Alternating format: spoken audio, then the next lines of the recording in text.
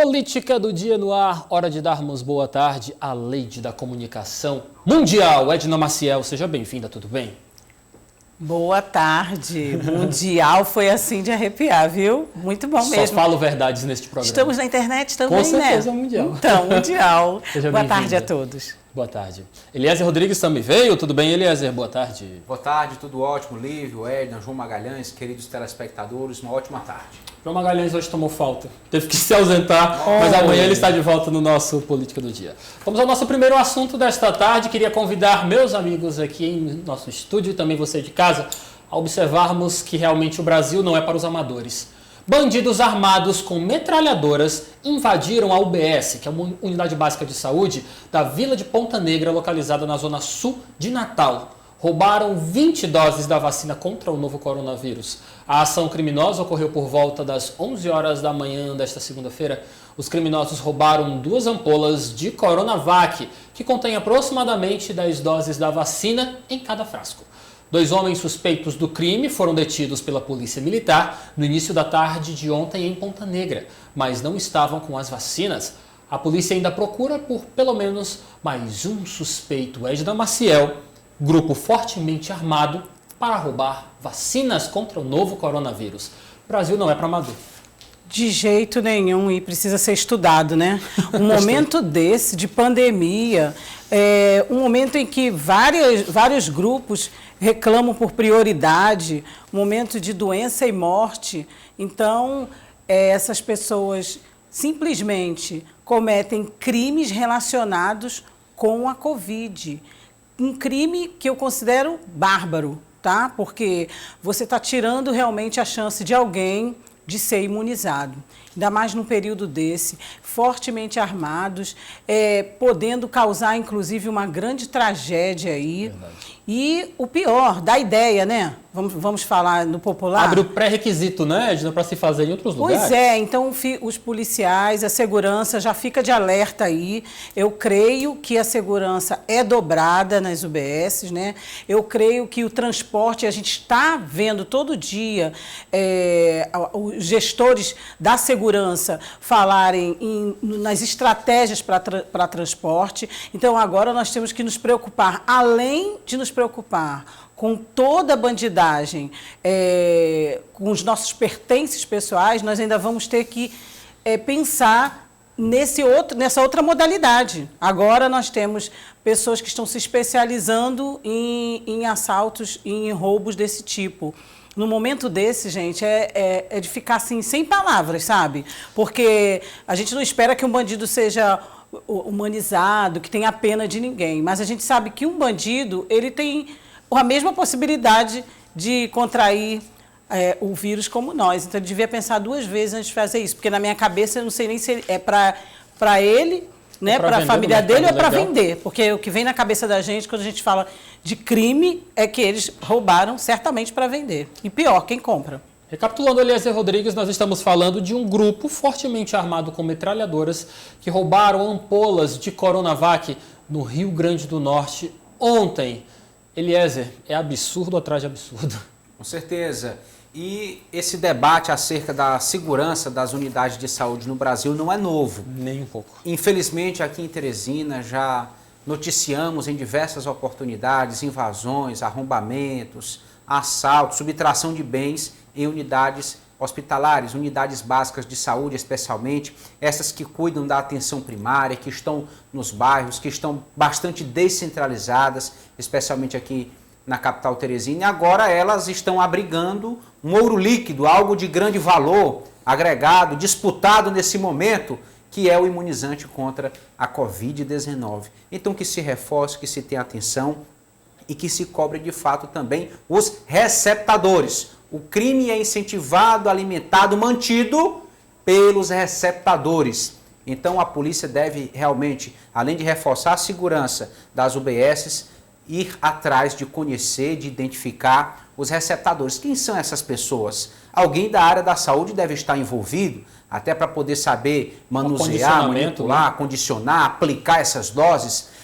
Quem está por trás, quem está pagando, financiando, encomendando doses de vacinas que estão sendo subtraídas. Então, realmente, acredito que uma quadrilha pode estar por trás desse tipo de ação e que se reprima com seriedade, no rigor da lei e com até de uma forma mais severa pelo momento crítico que estamos passando e, de fato, isso seja coibido, não só nessa cidade em que aconteceu, mas em todo o Brasil, porque a população não merece ser vítima ainda mais da ação de criminosos. Eu digo que o Brasil não é para amadores porque nós estamos em um contexto tão preocupante, há um ano vivenciando o risco da pandemia do novo coronavírus a nível mundial. Temos o medo de contrair o vírus, o medo de ter uma evolução clínica grave e, é claro, culminar com a morte. Agora, sabemos que realmente, no exato momento, as doses disponíveis para a imunização da população são poucas e agora vamos ter, é claro, além de certa forma disputar com quem está na fila de prioridade, porque geralmente são aqueles que evoluem para a forma mais grave da doença, vamos ter que nos preocupar com a segurança do que o Eliezer chamou de ouro líquido. É um absurdo, mas infelizmente é o Brasil. Edna, Eliezer, você de casa, parece que as coisas estão mudando no Palácio da Cidade. O vice-prefeito de Teresina, Robert Rios Magalhães, tem agora se pronunciado sobre a necessidade de se promover o isolamento social e também de se fechar as atividades depois de se pronunciar pela manutenção do comércio aberto em Teresina em contexto de pandemia do novo coronavírus. Raimundo Lima conversou com o vice-prefeito da capital do estado do Piauí sobre esse assunto e o resultado no ar. Para garantir os hospitais funcionando, a Prefeitura teve que aumentar de 15% para 55% os gastos com a saúde. A afirmação é do secretário de Finanças do município. Para evitar que o sistema de saúde entre em colapso por causa do aumento dos casos de Covid-19, a Prefeitura de Teresina estaria criando estratégias para amenizar os vários problemas surgidos na rede de atendimento hospitalar. Estamos aumentando o número de UTI, estamos fazendo contrato para medicamentos de Covid. Então, tudo que é possível o município está fazendo. O município, se for preciso, vai passar dos limites, mas vai fazer. Nós temos a obrigação constitucional de repassar 15% da receita corrente líquida para a saúde. Esse mês já repassamos 55%. Então, é uma coisa assim que está cada vez crescendo mais.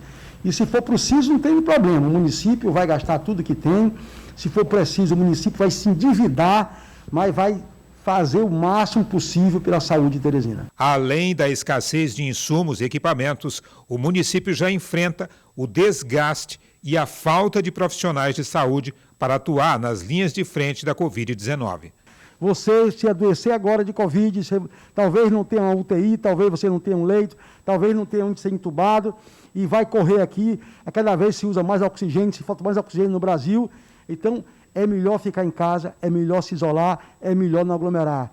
E para o comércio, só quando for extremamente necessário, abastecer sua casa. Precisamos ter os comércios abertos. Se os comércios estivessem abertos de madrugada, tinha mais gente indo ao comércio, com menos gente no comércio. Então é preciso reestudar isso. O que é que aglomera e o que é que não aglomera. Abrir comércio não aglomera. Aglomera é fazer festa de São João, festa de Natal, balada nas praias, e isso aglomera. Então, bora evitar esse tipo de coisa. Sobre o fechamento do comércio, o Robert Rios afirmou que a Prefeitura não deve lançar novos decretos em contraposição ao governo do Estado, mas que discorda de vários pontos dos documentos lançados pelo governo. No momento, o discurso do município deve ser o de apelar para que a população fique em casa e evite aglomerações. É momento da consciência humana, é momento que nenhum cidadão do Piauí pode se tornar no portador de vírus. Você não pode sair por aí transportando vírus para cima e para baixo, adoecendo você, a sua família, os seus amigos, os seus parentes. Então vamos tomar cuidado, gente.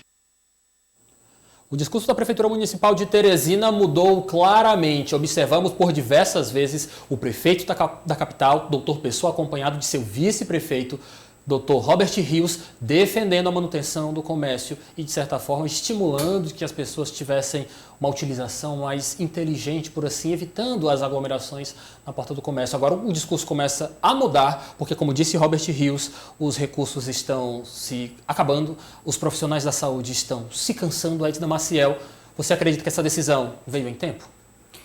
Eu acho que veio atrasada, e está vindo atrasada como tudo. Parte de lá em nível nacional. É óbvio, gente, é claro como água que nós chegamos no colapso. E se faltam recursos para o que a gente precisa mais, que no nosso país está faltando, são insumos para UTI, é o kit que se usa nas UTIs. Então, você imagine, nível estadual, municipal, como é que está essa situação. Então, se faltam recursos, nós temos que usar das estratégias que são viáveis. E uma delas é essa. Então, assim, a mudança, inclusive, vem do perfil do presidente da República. Nós já estamos assistindo na última declaração dele, né?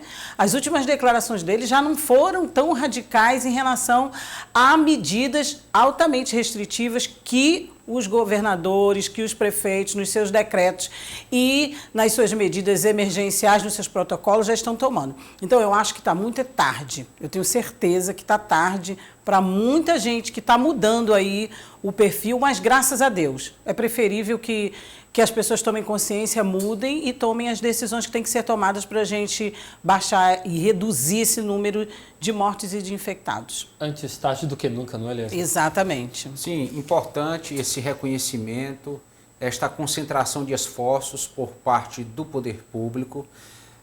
Precisamos aqui refletir a que ponto chegou a pandemia, a profundidade, a situação crítica que está o sistema de saúde. Eu creio que em nenhum momento, gestor nenhum, negligenciou a necessidade econômica, a importância, o impacto econômico que essa pandemia gerou. Todos eles, em algum momento, tentaram conciliar a segurança sanitária com as atividades comerciais, com o emprego, para se evitar outras consequências graves também. Mas nós chegamos a um ponto de ter fila de espera para se ter um atendimento, acesso a um leito. Então, enquanto a rede de saúde correspondia bem, suportava atender os infectados, ainda o debate, considerando a parte econômica, era mais forte, era mais incisivo, mas nós chegamos a um ponto que, infelizmente, temos que priorizar ainda mais a área da saúde. Por quê? Porque pessoas estão morrendo na fila de espera. Aqui em Teresina, um cidadão chegou a falecer no chão de uma unidade básica de saúde. É inadmissível. Então, para que casos desse tipo, desumanos, não se repitam mais, o poder público realmente deve focar, centralizar ações e recursos na área da saúde. Edna Maciel, mas uma das defesas da população teresinense em particular,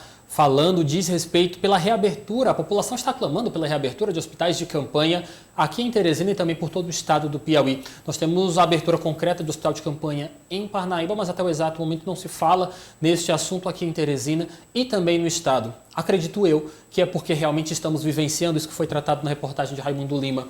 Nós estamos sem profissionais para trabalhar, os que estão trabalhando estão cansados e não adianta nada termos hospitais de campanha abertos sem o que você também falou, Edna, os kits intubação. Nós já começam a chegar através da imprensa nacional relatos de pessoas que estão acordando no meio de um processo de intubação. Você de casa, só imaginar essa cena realmente deve ser algo terrível, deve ser uma cena de terror. Você está sendo entubado e acordar nesse processo porque você não possui o kit necessário para ser entubado com segurança e, é claro, com menos sofrimento. Nós estamos diante de um colapso. Por isso que é preciso, sim, rever nossas posturas e, é claro, defender o que for possível ser feito para se evitar, se barrar a transmissibilidade do vírus, não é, Edna? A alegação também em relação aos hospitais de campanha é que eles não têm UTIs, né? É verdade. Então, não podem... A alegação é de que agora, nesse patamar que a gente chegou, que é quase o caos, não se tem mais como priorizar ou se pensar agora nos hospitais de UTIs, mas se equipar os hospitais que estão funcionando, né? E como os nossos profissionais chegaram à exaustão, nós não temos mais nem como convocar, pelo contrário, estão tentando fazer no esquema de plantão que eles descansem um pouco mais para poder estar suprindo a necessidade da demanda. Então, assim, é triste a gente constatar que não há mais nada a se fazer a não ser recorrer à vacinação, ir atrás de recursos. Nós estamos vendo aí cada vez mais, graças a Deus, os consórcios se formando de prefeitos, né? Das entidades privadas, e das redes públicas e privadas se unindo de verdade e tomando, inclusive, mudando de opinião, porque aqui eu gostaria de pontuar. Nós realmente sabemos que a economia é importante, que o empresário também precisa de uma assistência, o microempresário e aquele que vende pipoca, aquele que vende churrasquinho. Nós estávamos comentando aqui do Raimundo, inclusive, ali fazendo a matéria, né? Descontraindo um pouco, falando da fumaça ali perto do churrasquinho. A gente lembra dessas pessoas porque a gente sobrevive com elas, a gente vive com elas. Alguns de nós já fizeram esse tipo de trabalho para sobreviver. Então, todo mundo precisa de um apoio. Agora, a gente não é contra a economia, não é contra o empresário, pelo contrário. Agora, nós temos que viabilizar isso, só que isso é urgente, gente. É como você disse, as pessoas estão nas filas, morrendo nas filas. Eu assisti um vídeo hoje que eu nem tive coragem de ver até o final. A moça mostrou a saga dela no hospital com o avô, até o avô falecer. Então, assim, é muito triste. Só que a medida é emergencial, é urgente. Nós temos que tomar essas medidas urgentes e precisamos de todos, do apoio de todos. Vamos ao nosso próximo assunto, porque o educador físico Demóstenes Ribeiro está articulando junto ao vereador Renato Berger, do PSD, a apresentação na Câmara de Vereadores de um projeto de lei municipal que reconhece a atividade física como essencial no contexto da pandemia do novo coronavírus. Vamos acompanhar o que disse o profissional de educação física. A prática regular, por exemplo, de musculação, faz com que o seu organismo, faz com que a sua musculatura libere um hormônio chamado de irisina. Essa substância, ela acopla ali na sua célula, na realidade no núcleo celular, impedindo o vírus, o coronavírus de adentrar na sua célula e assim impedindo você de adoecer.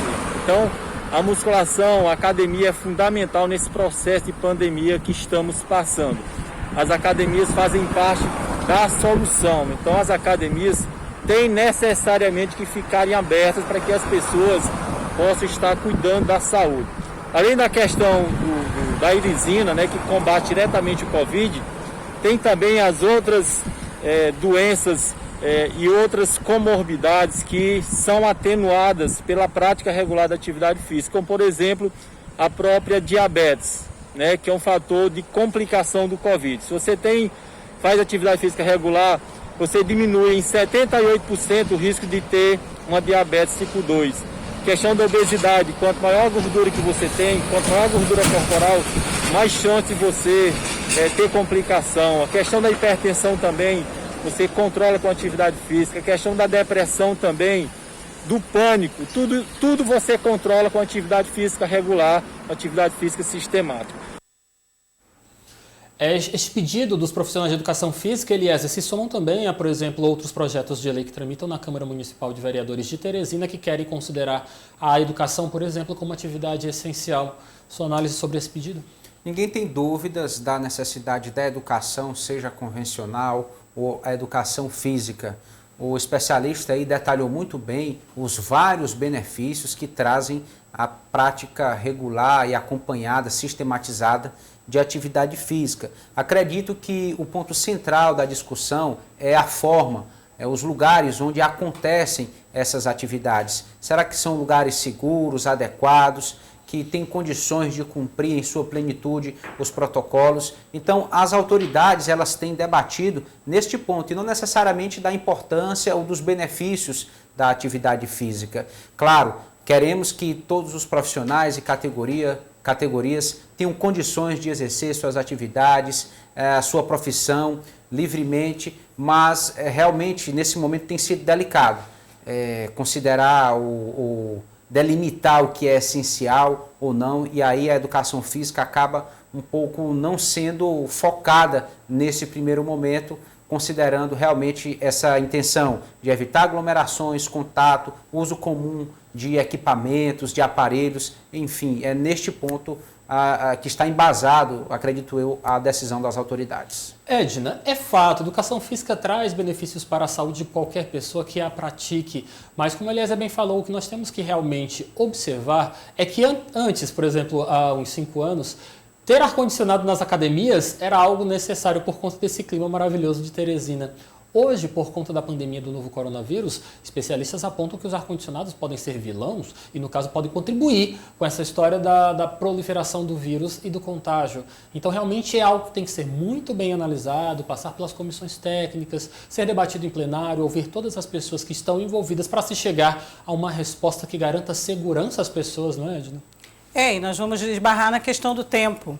Nós não temos muito tempo para essas resoluções que têm que ser tomadas com urgência, porque quem precisa de atividade física, né, precisa logo. E os donos de academia e os profissionais que merecem realmente também, nesse momento, tocar o seu negócio para frente, colocando também sempre a prioridade de que é saúde para a gente se exercitar, também tem pressa. Então, eu acho que isso vai ainda demorar um tempo e existem alternativas.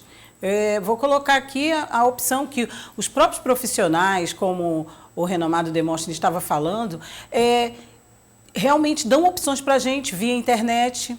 Eu não sei até que ponto, e aí é uma alternativa do personal, só que também, diante dos recursos, né, nós estamos passando por uma necessidade muito grande financeira, todo mundo está muito apertado financeiramente, diante também da pandemia.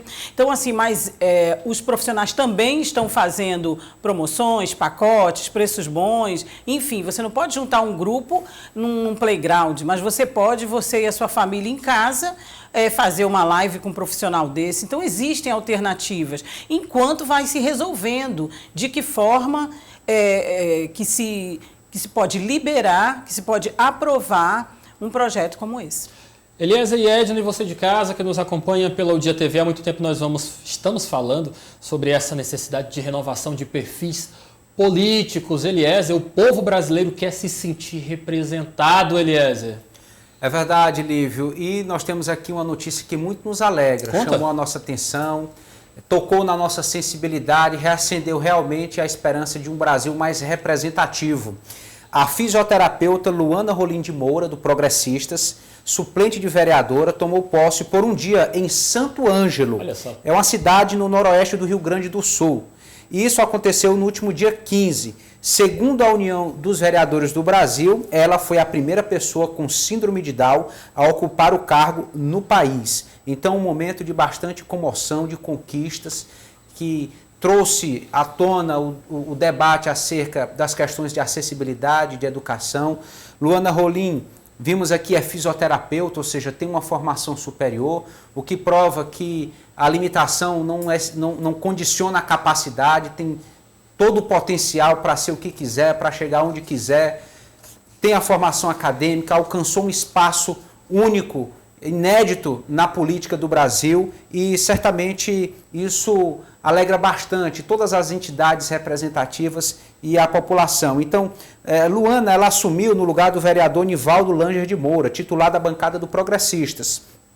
Ele se afastou por motivo de saúde e ela, com muito preparo, tomou posse na Câmara Municipal do seu município e logo já defendeu as suas bandeiras. A bandeira da inclusão, a bandeira da acessibilidade, a bandeira da representação juvenil, especialmente de pessoas como ela, que tem a síndrome de Down, enfim, entre outras deficiências. Então, realmente se tornou uma expressão nacional. Ela é do Progressistas, é presidido pelo senador Ciro Nogueira e ele se manifestou muito sensível, muito feliz também com esta correligionária que assumiu esse posto na sua cidade, e aqui também nós manifestamos toda a nossa alegria e que esse exemplo se repita, que as pessoas tenham esse olhar respeitoso e realmente de admiração e confiança a esse público. Edna, aqui no Brasil nós temos uma situação engraçada, por exemplo, a política para a mulher é feita pelos homens, a política para os negros é feita pelos brancos, a política para os deficientes é feita pelas pessoas que não têm deficiência. Como é que você avalia essa notícia que o Eliezer trouxe para a gente? Fico muito feliz, porque como você colocou agora, né, infelizmente nós temos assim disparidades no nosso país e contradições, inclusive, às vezes da nossa própria representatividade não nos representar, como no caso da Fundação Palmares. Então, assim, ver que que outras pessoas que elas podem galgar esse espaço, que elas podem ocupar o seu espaço. Uma pessoa com síndrome de Down, né? Assim como os autistas, que têm vários níveis. Então, existem sim pessoas capazes com síndrome de Down, autistas, negros, gordos, muito altos, muito baixos, que têm problema de visão, que têm problema de locomoção. Todas as pessoas podem, elas têm inteligência e dentro dos seus níveis elas podem se especializar, estudar e se informar, praticar. E tá aí, ó, um ótimo exemplo. É muito bom, eu tiro por mim, eu sou um exemplo. Eu sou um exemplo porque eu vejo a minha representatividade na televisão, é muito bom você se ver num comercial de TV, é muito bom você se ver no outdoor. Então você só sabe que você pode uma coisa se você se vê representado. Então foi o que aconteceu. Tenho certeza que várias pessoas portadoras de síndrome de Down vão se reconhecer e, se tem vontade de ocupar qualquer espaço que não seja o político, outros espaços, isso aí vai dar a maior força. Que bom. Só para encerrar aqui, eu quero puxar a sardinha para o estado do Piauí, que realmente está de parabéns, porque nós temos exemplos bem-sucedidos. Por exemplo, Mauro Eduardo está à frente da Secretaria de Inclusão da Pessoa com Deficiência. Bem lembrado. É uma pessoa que tem deficiência, que sabe falar com propriedade das políticas públicas necessárias para essa parcela da nossa sociedade. Nós temos a deputada federal Rejane Dias, que está à frente da Comissão Técnica da Pessoa também com Deficiência, no caso, e é ligada, é mãe de uma criança que tem realmente deficiência. E é importante nós falarmos de que só as pessoas que vivem é que sabem falar, é que sabem defender as suas necessidades. O lugar de fala, né? Com certeza. Nós temos aqui na Câmara, por mais que tímida ainda, temos uma bancada feminina que está cada vez mais disposta a lutar pelos direitos das mulheres. Chega, homem pode até entender, pode saber do que se fala, mas quem passa na pele as dificuldades da mulher é a própria mulher, não tem que ser o homem que fazer política pública para a mulher, não. Temos também um exemplo que eu quero destacar aqui, da Josiane Borges, que trabalha com a questão da LGBTfobia aqui no estado do Piauí. Ela que sofre na pele, trabalha justamente para se evitar que isso se propague na nossa sociedade. O Piauí está de parabéns, pode não ser ainda o que nós desejamos de inclusão social, mas nós temos, por exemplo, e pelo menos alguns fatos que nos deixam mais próximos dessa inclusão desejada. A Edna Maciel, nós temos também falando sobre a ação dos partidos políticos a nível nacional no que diz respeito ao combate à pandemia. Nós esperamos muito mais dos nossos representantes políticos, não é isso, Edna? Muito, muito mais. O que nós esperamos é que, independente dos partidos, mas que os partidos tomem iniciativas. E chegou, inclusive, aqui uma notícia para mim, de que o PDT ajuizou a ação no STF. Né, o Supremo Federal, para determinar que o governo federal promova medidas a fim de garantir o abastecimento de insumos necessários ao combate da Covid, que a gente estava falando ainda há pouco também. Ó. E o que é chamado de arguição de descumprimento de preceito fundamental aponta a existência de problemas no estoque de oxigênio, analgésicos, bloqueadores musculares e outros que são utilizados na intubação de pacientes. Então, aí, ó, diversos estados e municípios, em violação aos preceitos constitucionais, direito à vida e à saúde. Bom, o relator é o ministro Ricardo Lewandowski. Então, gente, essa notícia nos traz a ideia de que todos os partidos, aqui no caso quem tomou a iniciativa, né, e ajuizou essa ação foi o PDT, Partido Democrático Trabalhista, mas, assim como o PDT tomou essa iniciativa, todos os partidos, e se aliando, devem tomar iniciativas em nível federal, estadual e municipal, através de leis ou através de outras práticas e atividades, para que a gente possa amenizar os problemas decorrentes da pandemia, da Covid, da exaustão, da falta de insumos e da falta de vacinas. O PDT pede, inclusive, que essa liminar seja concedida com urgência para determinar que o Executivo Federal promova essas ações necessárias para impedir e debelar a crise. Eliezer, PDT afrontando, de certa forma, diretamente o governo federal, você acredita que vem mais ações como essa, semelhantes? E se vir, virá de forma natural. Esse é o papel da oposição, uma oposição responsável, equilibrada, que não critica por criticar, critica com fundamento. Se o Brasil sinaliza uma crise que venha a provocar a falta de insumos básicos, essenciais nesse momento, então não só o PDT, qualquer partido político, inclusive os da base do governo, deveriam se manifestar nesse sentido, de reforçar esse apelo para que o governo garanta essas condições, esse abastecimento de insumos nas unidades de todo o Brasil. Quero só mandar aqui um grande abraço à nossa amiga Carliette Nunes, que neste exato momento nos assiste diretamente de Portugal através da internet. Você aí que está fora do Brasil e quer assistir ao Dia TV, é muito simples. televisãodia.com.br, você já entra no nosso link ao vivo para acompanhar a nossa TV. Carliette, obrigado pela tua audiência, viu? Um grande abraço a você. Eliezer, boa tarde. Obrigado. Boa tarde, até a próxima. Até a próxima. Edna Maciel, nossa lady da comunicação, boa tarde. Boa tarde, gentlemen. Boa tarde a todos. Política do Dia.